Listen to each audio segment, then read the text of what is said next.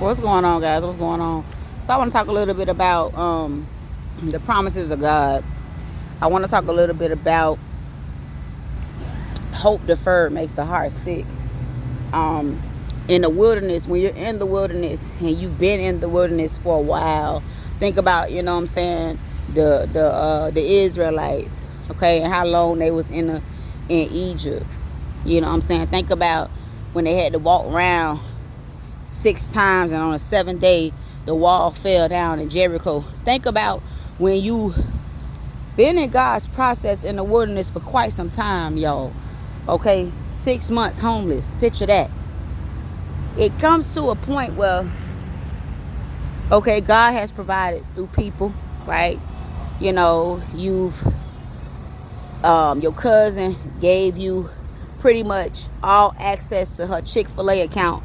So you was Chick-fil-A'd out. You ate Chick-fil-A for breakfast. You ate Chick-fil-A for dinner, for lunch, whatever the case might be. She was generous with her Chick-fil-A account, right? You know, then people offer you things. You know, you find favor at McDonald's. People just bring you gifts, and they not gifts. They bring you food, you know, and meals and stuff like that. Then you get cash apps, you know, but people sow into the ministry, you know.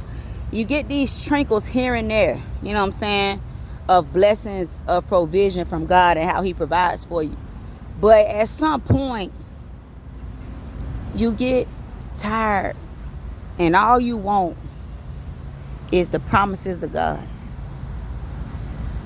Hey, you want a biscuit? No, I don't want a biscuit. Enjoy your biscuits. I don't want nothing from no man. I want what God promised me. That's what I want. And this is where you get to a point where you want just what God said.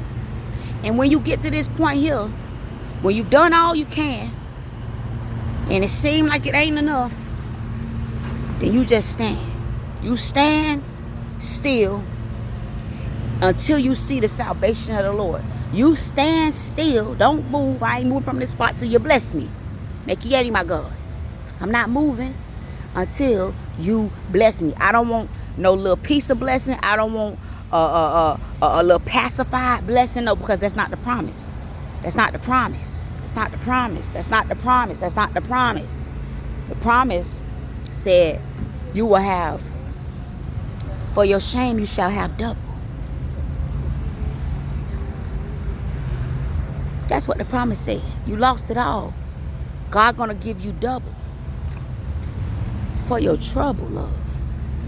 That's what the promise said. After you suffer for a while, I will strengthen you, confirm you, perfect you, establish you. Make go yeti my God. 1 Peter 5:10. Cast your cares. 1 Peter 5:7. On me, for I care for you.